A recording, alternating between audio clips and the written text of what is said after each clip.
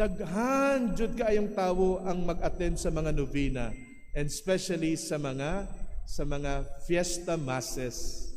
Kay nga naman, kay siguro most of you, if not all, ganahan magpa-bless, ganahan magpa-bendisyon. Kaibaw mo kanang ubang tawo nga magpa-bless. Ang ubang dili man na magpa-bless sa ilang kaugalingon, ang ubang magpa-bless sa motor, sa ilang balay, no, sa mga gamit sa board exams, mga scapular, rosaryuhan, basta tanan nga gamiton, ipa-bless. Unsa man ang meaning sa magpa-bless? Kung na ay tawo nga magpa-bless, una sa tanan, gina-acknowledge nato nga kining tanan nga nadawat nato iyahas sa Dios. Dili kini siya dili ni siya right, no, dili ni siya right kundi privilege to use the gifts of God. Kay usahay makabay Ginoo, ako man ang nagkamot ani, ako man ang nagtrabaho ani, ako man ang nagpuyat nito, ako man ang walay tulog, ngano man ko magpasalamat sa Ginoo, ako man ang naningkamot. Tinuod ka na, ikaw naningkamot. Kung ang Diyos dili magihatagon, bisan unsa nimo kakayod paningkamot, wa jud kay madawat. Mao gani every time nga may madawat kita, praise the Lord. Salamat Ginoo, di ba? Ug ang atong pasalamatan usahay kasagaran mga good things lang, di ba? Pero you know what? Even on bad times, we can always thank the Lord also. Kay diha biya sa bad times, no, matestingan ang atong true character. Kung kita ba faithful o dili. Pananglitan, grabing hagit sa imong kinabuhi karon, yet you remain faithful. Lord, thank you for strengthening my heart. Lord, thank you kay gitagaan mo kog dugang nga pasensya. Lord, thank you kay naa ako'y pagtuo kanimo. Diba? Kasi kung wala ka sa akong gimension, siguro, mao na, surrender dayon ka. Ikaduha, ang ubang mga tawo magpa-bless, kay ilang ganahan si Lord, nga tandugon ang ilang pananglitan maghalad ka mo sa misa. You're actually allowing God to touch it, to make it holy. Remember, walay holy sa kalibutan. Kung naa may holy o sagrado sa kalibutan, kay gitandog sa Diyos, the one and holy God. Kaya nga kanang kasal sa simbahan, dili kanang puyo-puyo, kanang puyo-puyo o magpakasal sa sibil, ang mutouch ninyo ang huwes. Kinsa man ang huwes?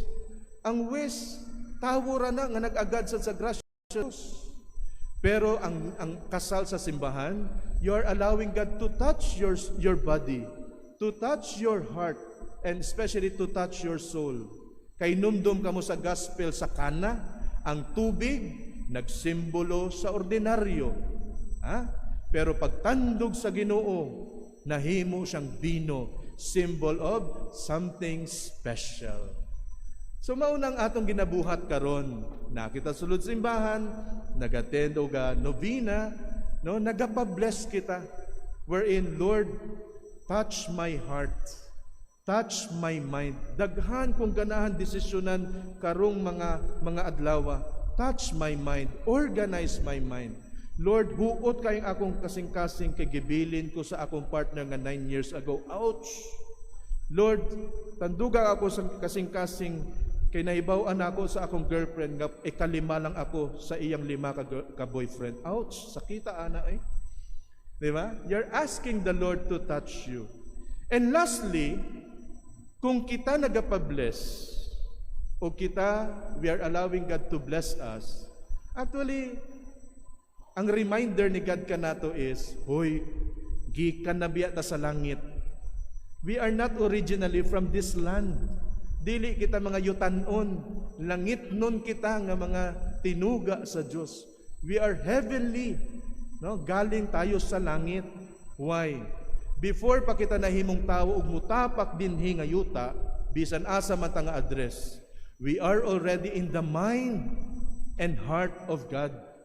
Nindot kaayo ni siya nga mensahe kay napagbiya kita sa November. And November, no, bulan sa mga minatay. That's why we keep on praying for them. Kay dili sila permanente nga tagayuta. We are creatures of heaven. And therefore, magpa-bless gani kita sa Ginoo, nagapa-bless kita aron makahinumdum kita sa atong gigikanan. We belong to heaven. We belong to God. Daghang mga tawo, karaan man o sa karon, ang atong mga gina-admire tungod sa ilang mga maayong batasan, di ba? Panalitan, gi-admire nato si lolo ug si lola, no? Kay pasensyoso kaayo. Gi-admire nato si mama ug si papa, kay bisan unsaon nato kakulit. Magtrabaho sila, maningkamot, makapangitag kwarta, etc., etc. Pero walay makalabaw kang Maria sa iyang pagiging maayong modelo o example para kanatong tanan. Kay siya, si Maria, ang unang disipulo sumusunod, nagigugma kang Jesus. Mao gani, kabantay mo, every time may fiesta ni Maria, daghan jud ka nato ang muattend. Kana mga walk with Mary, sus, bisan mag-uwan, pero kana mga politika, no? Mga political advocacies, gamay ka aing tawo. Pero pag religious affairs, especially kay Mary, daghan jud. Ngano man, kay ganahan jud tang makakat-on kang Maria, aron masuod sad kita kang Jesus. Si Maria is unang sumusunod ni Kristo, ang atong modelo nga mapasalamaton. She is our model of gratitude. Pero kayo ba mo, kining sense of gratitude, mapasalamaton, dili man lang ni siya nga, thank you, kana bang sige kaglitok, og thank you, dili oy. Ang pinaka-challenge ni Maria kanato is to make our life as a gift. Kana bang panalangin God, Lord, thank you for giving us the Blessed Mother, no, as our mother, no, who guides us and prays for us. Thank the Lord for our Blessed Mother. Si Maria, mapasalamaton. Pero ang iyang kinabuhi, nahimong instrumento nga kita magpasalamat sa Diyos. Inana ang atong direksyon. Dili lang ang challenge nga, thank you Lord, thank you sa grasya. Dili, but our life should be a gift nga halad sa Diyos, nga every time ba nga ma-remember kita sa tao, makita kita, ay salamat na si Father, ay salamat na si Kuya. Dili ang opposite, ay naana sa dya, oy, tsura. Ay may panulay, panguros pa ana. Di ba? Mga igsuon, giunsa ni Maria nga himong modelo nga mapasalamaton, nahibaw-an nato kini sa iyang kanta, sa iyang awit nga Magnificat. My soul rejoices in God, my Savior. Naa siya'y upat ka klase paano magpasalamat si Maria. Una, sa iyang pagdayig sa Diyos. You are a person of gratitude kung nagadayig ka sa Diyos. You are praising the Lord. You know what? Sa simbahan, nindot kaayo kay naatay mga songs. Sunod lang sa mga songs. Feel the words. And that is actually similar to Mary's song of praise. So, dayga jud ang Diyos sa kanunay. Ikaduha, si Mary, modelo nga mapasalamaton, kay she trusted God. Grabe kayong salig niya sa Diyos. When the angel appeared to her, jud siya'y duha-duha. Ang iya lang pangutana, how can this be? Unsa may proseso para mahimo kong inahan sa Ginoo. Pero duha-duha, she trusted God. Maudi ay ang divine mercy, di ba? Pagpakita ni Jesus kay Sister Faustina, unsa may labing mensahe ni Jesus kay Sister Faustina nga i-share ka natong tanan. Jesus, trust in you.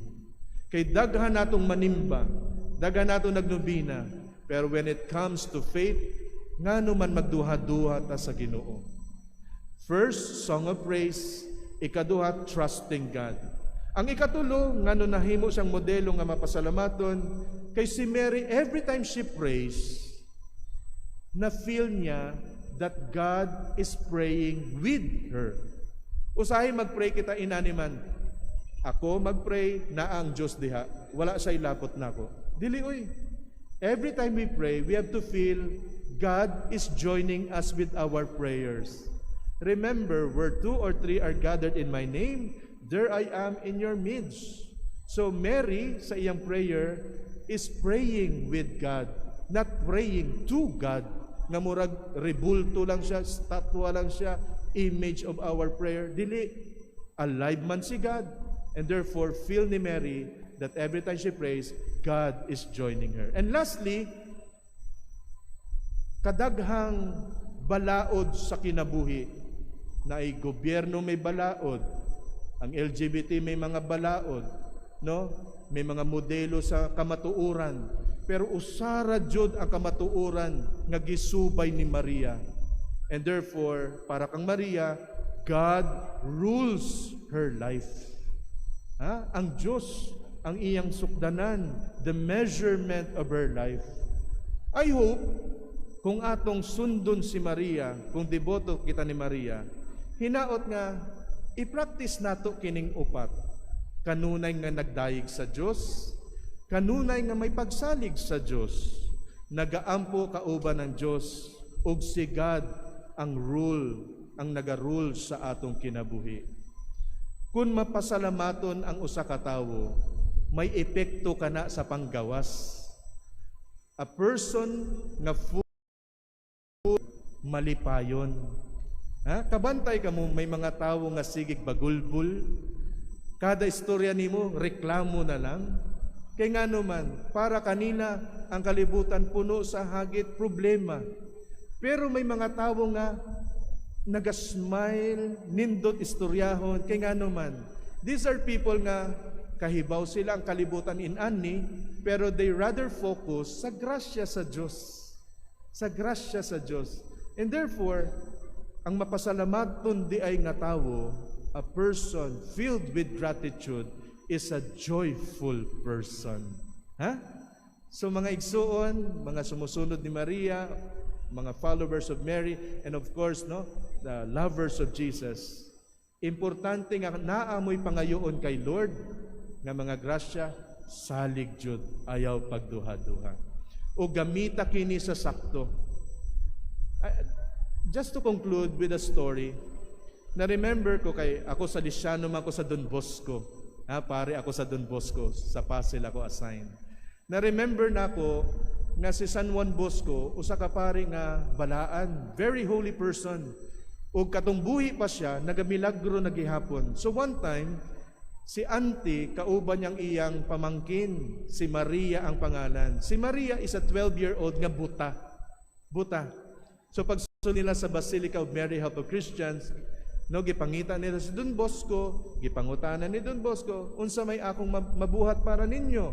Ingon ni auntie, ganahan si Maria nga makakita. And so, ingon ni Don Bosco kang Maria, Maria, dinita duol ta sa may bintana, kay hayag man. Ingon ni Don Bosco, unsa may imo makita? Wa jud. Kay may mga butabi ang makakita pabisan gamay nga kahayag, di ba? Pero kini si Maria, totally pitch dark ang iyang eyesight. Wala jud siya may makitaan. Pero nakahinumdum ko sa pangutanan ni San Juan Bosco. Ingon niya, ayuhon ti ka, pero you have to promise our Blessed Mother 2 things. Number 1, ibalik niya ang imong pananaw, ang imong eyesight. If first, gamiton mo sa sakto kining grasya nga ihatag niya kanimo. And secondly, you will not allow God to be saddened because of your sin. Duhara. And then sabi ni Maria, nagasaad ako kang Maria og sa Ginoo Don Bosco. And then, kay naama sa sunod simbahan, gihagit or gi-invite ni Don Bosco ang mga tao. Ingon niya, let us pray for Maria. 2 prayers. 1 Hail Mary, ug ang usa, Hail Holy Queen. Humani nag-pray, Don Bosco ang iyang medal, ingon niya, Maria, unsa may imong makita? Maya-maya, ingon ni Maria, nakita ko, Kakita na ko. And then si Don Bosco, wise kayo, gitagak niyang medal aron muligid sa kilid sa dalan ba. And then ingon sa auntie, dili man na siya kakita Don Bosco, pasagdi lang ba ayaw kontrabida. So pagligid sa medal, nagbend si Maria ug nakita niyang medal, and she described it was the Lady of the Immaculate Conception, and they lived happily ever after. Mga igsuon, kung namoy gipangayo kay Lord, please continue to praise Him. Salig kaniya, and Him to pray with you together. And lastly, siya ang mahimong rule sa imong life. Amen.